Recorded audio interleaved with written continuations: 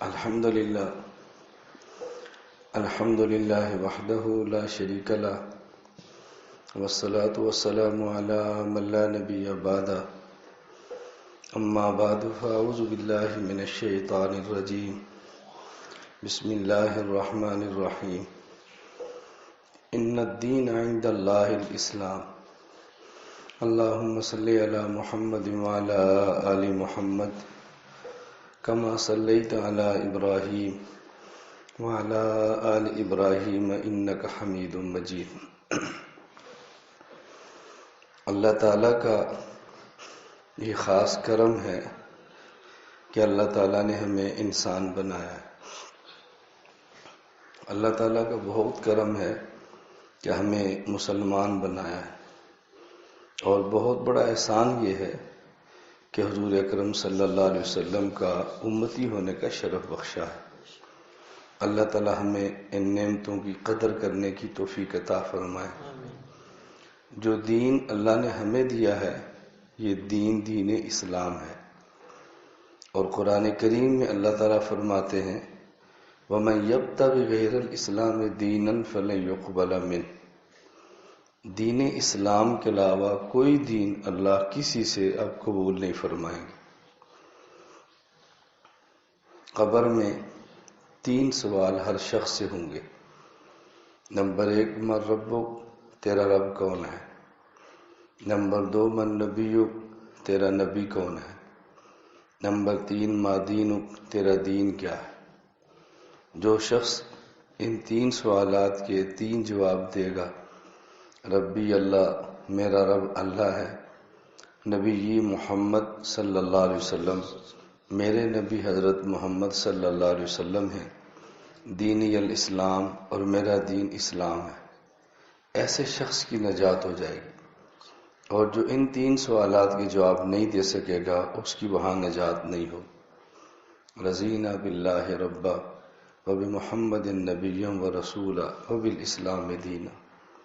ان چیزوں کا ہر وقت مذاکرہ اور تذکرہ کرتے رہنا چاہیے۔ اللہ تعالی ہم سب کو اس کی توفیق عطا فرمائے۔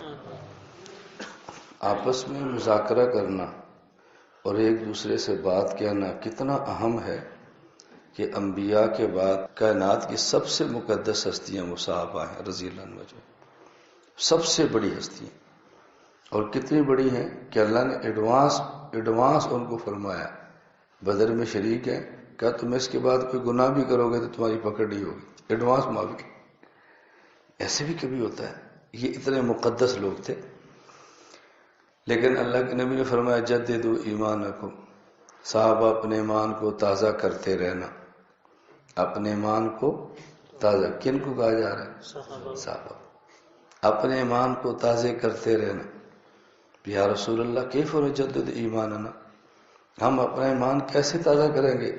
فرمایا بکثرت قول لا الہ الا اللہ، لا الہ الا اللہ بہت پڑھو، اس سے تمہارا ایمان تازہ ہوگا۔ اور آج ہمارے یہاں کیا ہے، اس مسجد میں آپ لا الہ الا اللہ پڑھنا شروع کرو، اپنے ہی کہیں گے یہ تو بدعتی ہو گیا، انہیں تو مسلک دیوبند کو چھوڑ دیا ہے، یعنی لا الہ الا اللہ پڑھنا، ایمان کو تازہ کرنا، یہ مسلک چھوٹ گیا ہے۔ نہ ہم نے اکابر کو پڑھا ہے، نہ ہم نے اکابر کو دیکھا ہے، نہ اپنے بزرگوں کے پاس کبھی جاتے ہیں۔ حضرت مولانا شاہ حکیم محمد اختر رحمۃ اللہ علیہ، نام تو آپ نے سنا ہے نا، کتنے بڑے آدمی تھے، ہمارے بزرگ تھے۔ میں نے حضرت کی خانقاہ میں پورا چلہ کاٹا ہے۔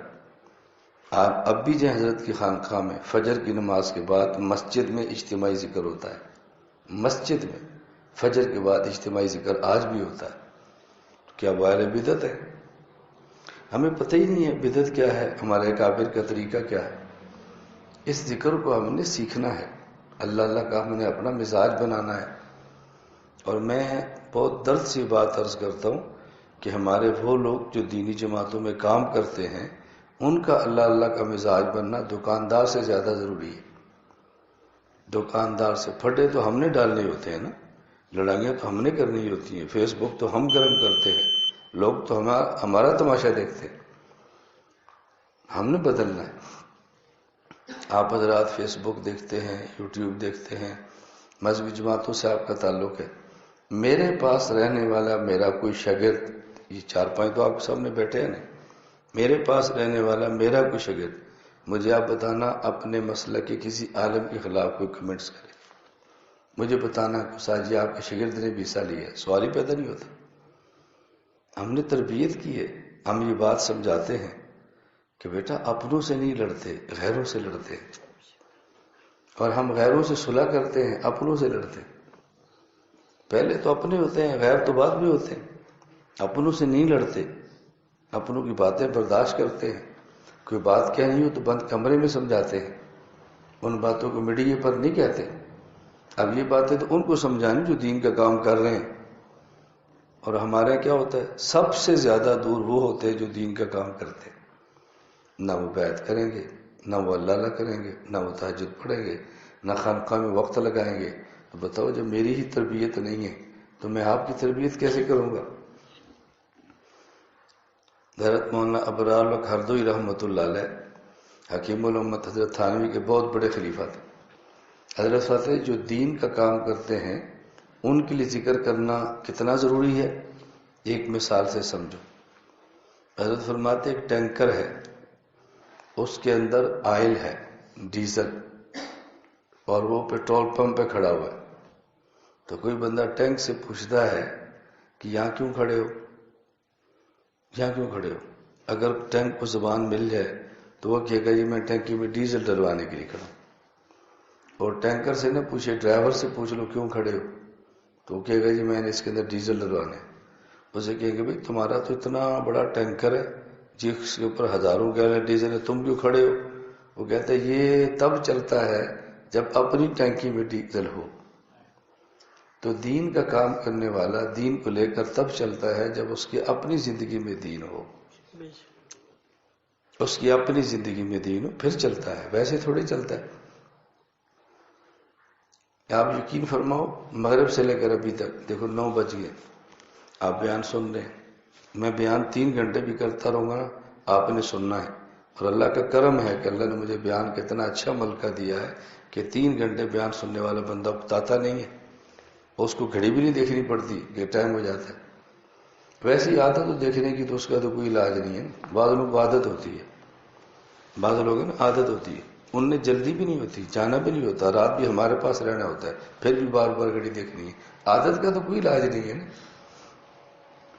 لیکن میں ویسے آپ کو سمجھا رہا ہوں، 3 گھنٹے بیان ہونا ہم سن لیں، مغرب سے لے کر آپ بیان سن لیں، اور یہ مولانا مہتاب صاحب کا بیان نہ ہوتا، اتنا کہتے ذکر کرو، آدھے سے عربی تک چلے بھی جانے تھے۔ یعنی یہ ہماری اب حالت دیکھیں، ہم سب دین سے تعلق رکھنے والے ہیں، ہم اللہ نہیں کر سکتے، بہت مشکل ہے۔ حالانکہ اللہ تک پہنچنا ہے، یہ بیان تو اللہ تک پہنچانے کے لیے، جب اللہ تک پہنچ جائیں اور دوڑ جائیں یہ عجیب بات ہے۔ آپ کہتے ہیں جی ہمارے ساتھ یہ خمانی کا باغ ہے اور مولانا صاحب تازہ خمانی ہے، بہت زبردست ہے، چلے ہمارے ساتھ۔ یہاں سے ہم 2 کلومیٹر چلتے ہیں، وہاں جب پہنچتے ہیں تو وہاں جا کر کہتے ہیں یار میرا دل نہیں کر رہا۔ آپ کو بجا چکھیں تو صحیح، پر میرا دل نہیں کر رہا۔ چکھو تو صحیح، اب ہے کیسی؟ تو ہم 2 کلومیٹر کا فاصلہ کریں، جب خمانی نظر آئے نہ کھائیں تو عجیب لگے گا یا نہیں؟ تو ہم 3 گھنٹے بیان سن لیں گے، اور جب اللہ کی باری آئے گی تو 10 منٹ بیٹھنا مشکل ہو جائے گا۔ تو کس قدر ہماری تربیت کی ضرورت ہے، کس قدر ہماری اصلاح کی ضرورت ہے۔ قیامت پر حق ہے، قیامت نے آنا ہے، اور قیامت نے کب آنا ہے؟ ہم نشانیاں تلاش کرتے ہیں نا، یہ قیامت کی نشانی ہے، تو یہ قیامت کی نشانی ہے، تو یہ قیامت کی نشانی۔ سب سے اہم نشانی قیامت کی کون سی ہے؟ اللہ کے نبی صلی اللہ علیہ وسلم فرماتے ہیں لا تقوم الساعہ حتی لا یقال اللہ اللہ، فرمایا جب اللہ اللہ کوئی کہنے والا نہیں ہوگا تو قیامت پھر آئے گی۔ جب اللہ اللہ کہنے والا ایک بھی ہوگا تو قیامت نہیں آئے گی۔ اس اللہ نے قیامت کو روکنا ہے۔ کتنی اہم چیز ہے اللہ اللہ کہنا، لیکن ہمیں چونکہ وہ اللہ کا مزہ ہی نہیں آیا۔ ایک آدمی ہے، بیعت ہوئے اور ذکر کرتے ہیں اللہ کا، تو انہوں نے کہا میں نے آپ کے فرمانے پہ ذکر کرتا ہوں، روزانہ کرتا ہوں، تو یہ بتائیں اس ذکر پر مجھے کیا ملے گا؟ فرمایا سبحان اللہ، پہلے دن کیا تھا کہ جی ہاں، دوسرے دن پھر کیا تھا کہ جی ہاں، پھر کیا تھا کہ جی ہاں، پھر میں ایک دن اللہ کہتے ہو نا وہ قبول ہوتا ہے، دوسرے دن پھر اللہ کہنے کی توفیق ملتی ہے، اب پوچھتے جی کیا ملے گا؟ اب کیا پوچھنا کیا ملے گا؟ اللہ مل گیا تو اور کیا چاہیے آپ؟ اصل چیز تو اللہ ہی ہے نا، اللہ مل گیا تو اور کیا چاہیے؟ اصل ہے اپنی تربیت. ابھی آپ اذان دیں، نماز میں 10 منٹ باقی ہے، آپ ایمان کے ساتھ بتاؤ کتنے لوگ ہیں جو صفیں سیدھی کر کے سنتیں شروع کر دیں گے؟ کتنے ہیں ہم میں سے؟ کتنے ہیں جو بیٹھ جائیں گے نماز کے لیے؟ کچھ باہر جائیں گے، وضو نہیں کرنا. کہاں جا رہے ہو؟ جی میں نے تازہ وضو کرنا ہے. تازہ وضو نہیں کرنا، بس مسجد میں نہیں بیٹھنا. کہاں جا رہے ہو؟ میں بس آ رہا ہوں، چھوٹا سا کام ہے. مسجد میں نہیں بیٹھنا. 10 منٹ باقی ہیں، اذان ہو گئی ہے، ہم دوڑ رہے ہیں، دل ہی نہیں لگ رہا. 5 منٹ جماعت کے ساتھ بیٹھنے کے لیے تیار ہی نہیں ہے. اور اگر تھوڑی دیر پہلے ہم مسجد میں آ جائیں، ایک جہاں بیٹھا ہوگا، ایک وہاں بیٹھا ہوگا، ایک وہاں ٹیک لگا کے بیٹھا ہوگا. یہ کون ہے؟ نماز کی انتظار میں بیٹھے. حالانکہ نماز کا مسئلہ تو یہ ہے کہ جس طرح نماز میں پہلی صف مکمل ہو، پھر دوسری، پھر تیسری، اور نماز کے انتظار میں بیٹھے تو پھر بھی مسئلہ یہی ہے کہ پہلی صف میں بیٹھے، ساری مکمل ہوگی، اب دوسری میں آ کر یہاں بیٹھے، ساتھ بیٹھے، مکمل ہوگی، اب تیسری پر بیٹھے. ہمارے یہاں کسی مسجد میں 10 نمازی ہوں گے نا، وہ 10 کے 10 یہاں بیٹھ کے انتظار نہیں کریں گے، پوری مسجد کو گھیرا ہوگا. یہ ہماری زندگی ہے. اور ہمیں اشکال کیا ہے؟ بیعت کی کیا ضرورت ہے؟ خانقہ بیان کی کیا ضرورت ہے؟ بے سیدھا سیدھا جلسہ کرو، نعتیں پڑھیے تو نعرے ماریے. یہ ہمیں بات سمجھ نہیں آ رہی. اور میں اتنے طویل سفر کر رہا ہوں یہ بات سمجھانے کے لیے، بھئی ہم دین کو سمجھیں اور اپنی زندگی میں دین کو لائیں. اور یہ بات میری ذہن نشین فرما لینا، بیانات سے تازگی پیدا ہوتی ہے، جوش پیدا ہوتا ہے، لیکن مستقل جو زندگی بدلتی ہے نا، وہ بیانات اور جلسوں سے نہیں، وہ کسی اللہ والے کی صحبت میں رہنے سے بدلتی ہے.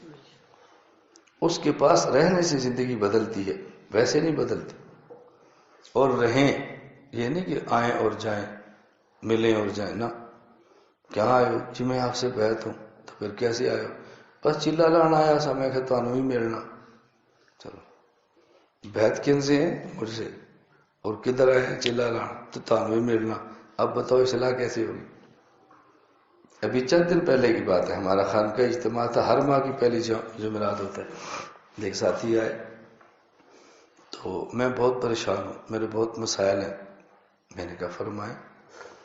ایک تو مسئلہ یہ ہے کہ میں نے بچہ داخل کرایا فلاں مدرسے میں، اس کے بارے میں بہت پریشان ہوں. میں نے کہا ٹھیک ہے، اور میں اپنے اوپر کنٹرول نہیں کر پاتا، بہت بڑا مسئلہ ہے. میں نے کہا اور ہمارے گھر میں بہت پریشانی ہے. میں نے کہا کوئی اور مسئلہ؟ بس یہ 3 ہی مسئلے. جب 3 مسائل بتائے تو میں نے کہا جماعت میں وقت لگایا. کہتے جی 3 چلے. میں نے کہا بیعت کن سے ہو؟ کہا جی آپ سے. میں نے کہا بیعت مجھ سے ہو، 3 چلے وہاں لگائے، بیٹا وہاں داخل کرایا، تو پھر میرے پاس کیوں آئے ہو؟ جب آپ مجھ سے بیعت ہوئے تھے تو آپ کو پوچھنا چاہیے تھا نا کہ میں نے بیٹا داخل کرانا ہے، کہاں داخل کراؤں؟ تو انہوں نے مجھ سے پوچھا بھی نہیں. جب آپ نے بیعت کی ہے تو میں کوئی تبلیغ میں جانے سے روکتا ہوں؟ آپ کو پوچھنا چاہیے تھا نا جی میں آپ سے بیعت ہوں تو میں 4 ماہ لگانا چاہتا ہوں، آپ کا کیا مشورہ ہے؟ میں نے کہا کچھ دن میرے پاس لگاؤ. کہا جی فوج میں ملازم کو چھٹی نہیں ملتی. میں نے کہا 4 ماہ کی چھٹی مل گئی تھی نا؟ جی مل گئی تھی. میں نے کہا اب یہ بھی مل جائے گی. وہ تو نے کرنا تھا، چھٹی مل گئی. یہ تو نے نہیں کرنا، چھٹی نہیں ملے گی. تو کسی اور سے بیعت کر لو. مجھ سے کیوں کی؟ کسی اور سے کر لو. میں صرف گزارش کروں کہ ہماری زندگی کیوں نہیں بدلتی. اور یہ نفس اور شیطان کی چال ہے. نمبر 1، کسی سے آپ کو تعلق بنانے نہیں دے گا. اگر تعلق بن گیا تو پھر تعلق کو نبھانے نہیں دے گا. پہلے تعلق بنانے نہیں دے گا، تعلق بن گیا تو پھر نبھانے نہیں دے گا. مولانا صاحب میں نے آپ سے بیعت کی ہے، کبھی آؤ. کہاں جی؟ سرگودے. بہت دور ہے، بڑی گرمی ہے. تو میں نے کہا آپ ٹنگی گلہ سے کبھی نہیں نکلے، پنڈی کبھی نہیں گئے؟ جی جاتا ہوں. میں نے کہا وہاں برف ہوتی ہے نا. کراچی کبھی گئے ہو؟ جی جاتا ہوں. میں نے کہا وہاں ہر وقت بارش برستی ہے نا. کراچی بہت قریب ہے نا. رائے بیٹ جاتا ہوں. جی اجتماع پر جاتا ہوں. میں نے کہا وہ پلندری میں ہوتا ہے. جی نہیں. تو میں نے کہا یہ کیا بات کر رہے ہو کہ آپ بہت دور ہیں؟ تو کہ آپ نے رسمن بیعت کی تھی. رسمن بدلنے کے لیے نہیں. بابا میں بھی کر لوں، میں بھی کر لوں، میں بھی کر لوں. جب آدمی بدلنے کے لیے کرتا ہے پھر اس کی زندگی بدلتی ہے، پھر اس کی زندگی بدلتی ہے. اس لیے جو قرآن کریم نے ترتیب بتائی ہے نا وہ کیا ہے؟ مع الصادقین، معیت کا لفظ ہے. اس کا مطلب کیا ہے؟ تقوی اختیار کرنا ہے تو صادقین کے ساتھ رہو. متقین نہیں فرمایا. حالانکہ کہنا چاہیے تھا کہ تقوی اختیار کرنا ہے تو متقین کے ساتھ رہو. یہ نہیں فرمایا. کیا فرمایا؟ صادقین کے ساتھ رہو. متقین کیوں نہیں فرمایا؟ بعض لوگ قاذف تقوی ہوتے ہیں، اندر کچھ اور ہوتے ہیں، باہر کچھ اور ہوتے ہیں. اللہ نے فرمایا ان کے ساتھ رہو، وہ جیسے بند کمرے میں ہوتے ہیں ویسے باہر ہوتے ہیں. صادق فی تقوی، ان کے ساتھ رہو. اور یہ نہیں فرمایا آیا اور جایا کرو، فرمایا رہو، ان کے پاس رہو. ہمارے حضرت فرماتے تھے مرغی سے بچہ لینا ہو تو 21 دن انڈا مرغی کے نیچے مسلسل رکھنا پڑتا ہے. 3 دن انڈا رکھو پھر نکالو، پھر رکھو پھر نکالو. یہ انڈا گندا تو ہو جائے گا، اس انڈے سے بچہ نہیں نکلے گا. اگر جس سے بیعت کی ہے، میں تو نہیں کہہ رہا کہ مجھ سے بیعت کرو، میں تو نہیں کہہ رہا مجھ سے کرو، جس سے بیعت کی ہے ان کے پاس جاؤ، وقت لگاؤ، اور مہمان بن کے نہ جاؤ، خادم بن کے جاؤ. ہمارا پہلا ذہن ہوتا ہے کہ پیر صاحب کے پاس جائیں گے تو ہمیں اٹھ کے ملیں گے، اٹھ کے نہیں ملے وہیں سے واپس. بھئی آپ خدمت کے لیے گئے ہیں، اصلاح کے لیے آئے ہیں، یا آپ پروٹوکول کے لیے آئے ہیں؟ بس جب یوں بندہ ہوتا ہے پھر زندگی تبدیل نہیں ہوتی. ہمارے ایک ساتھی ہیں ابھی الیکشن میں کونسلر بھی بنے، تو ان نے جب سے مجھ سے بیعت کی ہے، مجھے نہیں یاد 8 سال ہو گئے یا 9 سال، مجھے نہیں یاد کتنا ہوا. انہوں نے کہا جب سے بیعت کی ماہانہ اجتماع میں میرا صرف ایک نعرہ ہے، ماہانہ اجتماع میں صرف ایک نعرہ ہے. ابھی تک میں نے کبھی نعرہ نہیں کیا. بتاؤ زندگی کیوں نہیں بدل دی؟ کونسلر بنے ہیں تو سیاسی ہے تو بنے ہیں نا، اس نے ووٹ لیے ہیں، اس کا حلقہ ہوگا تو بنے ہیں نا. چہرے پر داڑھی بھی ہے، کونسلر بھی ہے، دکان بھی چلاتا ہے. کہا جی آج تک میرے جمعرات کا ناغہ نہیں ہوا. پھر زندگی کیسے نہیں بدلے گی؟ اللہ تعالی ہم سب کی اصلاح فرمائے، اللہ ہم سب کی زندگی بدل دے. خیر میں تو عرض کر رہا ہوں کہ اس کو ہم ذہن بنا لیں کہ ان اجتماعات کا مقصد ہوتا ہے کہ ایک ذہن بنائیں کہ ہم نے مسائل پر عمل کرنا ہے. میں آج کی مجلس میں صرف ایک بات کہہ دیتا ہوں، باقی کل جمعے کا انشاءاللہ پھر تفصیلی بیان ہوگا. بس میری عادت ہے میں جن کو وقت دیتا ہوں نا کوشش کرتا ہوں پہنچو، بس بڑے سے بڑا عذر ہو چھوڑ دیتا ہوں کہ پہنچو، ان کو وقت دیا ہوا ہے. اس لیے میں نے آنا تھا، میں بار صورت آیا. اللہ عافیت کے ساتھ مجھے اور آپ کو رکھے. ایک اپنا ذہن بنا لو کہ ہماری آئیڈیل شخص حضرت محمد صلی اللہ علیہ وسلم، بس یہ ذہن بنا. ٹوپی ہم نے پہننی ہے لیکن کیسی؟ بولو، جیسی حضور نے پہنی. پگڑی باندھنی ہے لیکن کیسی؟ بولو نا. کپڑے پہننے ہیں لیکن کیسے؟ یہ میں کیوں کہہ رہا ہوں؟ کافر بھی ٹوپی پہنتے ہیں، کافر نہیں پہنتے؟ بہت کافر پہنتے. کافر پگڑیاں بھی باندھتے ہیں؟ نہیں باندھتے. آپ سکھوں کو دیکھو، اس یہودیوں کو دیکھو، ٹوپی ہوتی ہے. لباس کافر بھی پہنتے ہیں، کون سا نہیں پہنتے؟ لیکن ہم میں ان میں فرق کیا ہے؟ وہ ایسے ٹوپی پہنتے ہیں جیسے ان کا دل کرتا ہے، ہم نے ایسی پہنی ہے جیسے حضور پہنتے. وہ پگڑی باندھتے ہیں جیسے ان کا دل کرتا ہے، ہم نے پگڑی باندھی ہے جیسے حضور باندھتے. وہ لباس پہنتے ہیں جیسے ان کا دل کرتا ہے، اور ہم نے لباس پہنا جیسے حضور پہنتے ہیں صلی اللہ علیہ وسلم. بہت سارے کافر ہیں نئی داڑیاں رکھتے، اور بہت سارے ایسے جو رکھتے بھی ہیں. ہم نے داڑھی رکھنی ہے لیکن ایسی جیسے نبی کریم صلی اللہ علیہ وسلم رکھتے تھے. بس یہ ذہن بناؤ کہ ہمارے آئیڈیل اللہ کے نبی. اور یہ جو باتیں میں کہہ رہا ہوں یہ کام مولویوں کے نہیں ہیں، یہ کام مسلمانوں کے ہیں۔ داڑھی وہ رکھے جو حضور کا امتی ہے، وہ نہیں جو مولوی ہے۔ سر پہ ٹوپی پگڑی وہ لے جو حضور کا امتی ہے، وہ نہیں جو کہ مولوی ہے۔ یہ تو علماء کے کام نہیں ہے، یہ امتیوں کے کام ہے۔ بھئی جس نبی کا کلمہ پڑھا ہے اس کو آئیڈیل بناؤ اور اس پہ فخر کرو۔ اب فرق صرف کیا ہے کہ دل آپ کا بھی کرتا ہے، دل میرا بھی کرتا ہے، لیکن ہم اس کے لیے تیار کیوں نہیں ہوتے؟ ہمارا معاشرہ، ہمارا ماحول، اس سے ہم متاثر ہو جاتے ہیں، کبھی گھر کے ماحول سے، کبھی محلے کے ماحول سے، کبھی خاندان کے ماحول سے، کبھی کسی ملک کے ماحول سے متاثر ہو جاتے ہیں۔ اب اس تاثر کو توڑنا کیسے ہے؟ اس کے لیے شیخ کی مجلس ہوتی ہے، اس کے لیے شیخ کی صحبت ہوتی ہے، اس سے بندے کی زندگی بدلتی، زندگی بدلتی۔ ایک بچی ہے مجھ سے بیعت ہے، تو حالانکہ ہم پنجاب رہتے ہیں، ان کا دوسرا صوبہ ہے، آنا جانا بھی نہیں ہے، ظاہر لڑکیاں کہاں آئیں گی؟ واٹس ایپ پہ بیعت ہے۔ مجھے ان کا میسج آیا کہ حضرت جی میں نے بیعت تو کر لی ہے، پردے کا فیصلہ بھی کر لی ہے، لیکن گھر میں بہت مشکل ہے، بہت مشکل ہے۔ میں نے کہا بیٹی طے کرو میں مر جاؤں گی لیکن پردہ نہیں چھوڑنا، پھر اللہ مشکلات آسان فرما دیں۔ تھوڑی دیر مشکل آئے گی، پھر اللہ پاک ماحول منافق بنا دیں۔ بس یہ ذہن بنا لو میں مر جاؤں گی لیکن میرے پردہ نہیں چھوڑنا، اللہ تعالیٰ پھر ماحول بنا دیں۔ اور یہ بات یاد رکھنا، جب آدمی شریعت پر عمل کرنے کے لیے ماحول بناتا ہے نا اور فیصلہ کرتا ہے، پھر اس کی جو چھوٹی موٹی مخالفت ہوتی ہے نا، اس مخالفت پر وہ لذت محسوس کرتا ہے، کیونکہ اللہ سے تعلق ہوتا ہے نا، اللہ سے تعلق ہوتا ہے۔ میں اس کی چھوٹی سی بات مثال دیتا ہوں۔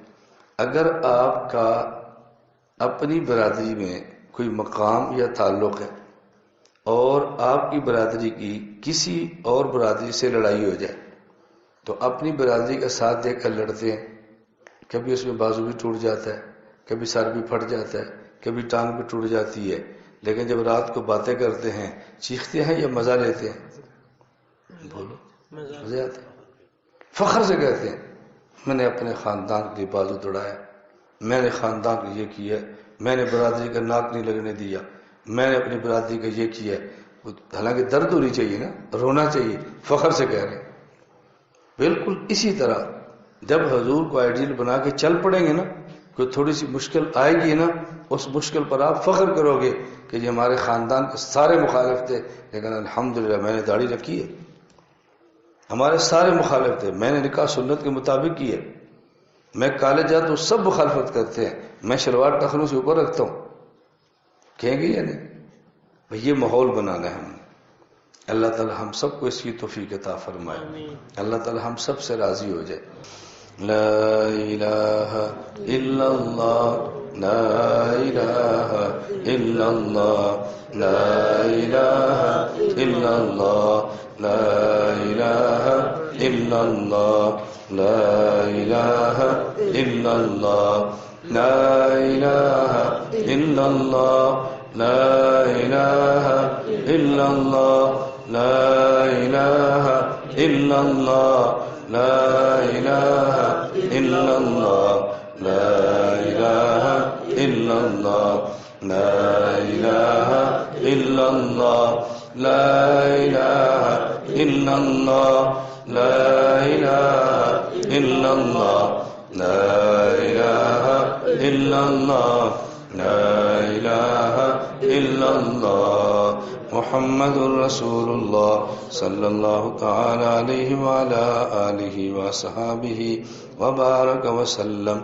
لا الہ الا اللہ، لا الہ الا اللہ، لا الہ الا اللہ، لا الہ الا اللہ، لا الہ الا اللہ، لا الہ الا اللہ، لا الہ الا اللہ، لا الہ الا اللہ، لا الہ الا اللہ، لا الہ الا اللہ، لا الہ الا اللہ، لا الہ الا اللہ، لا الہ الا اللہ، لا الہ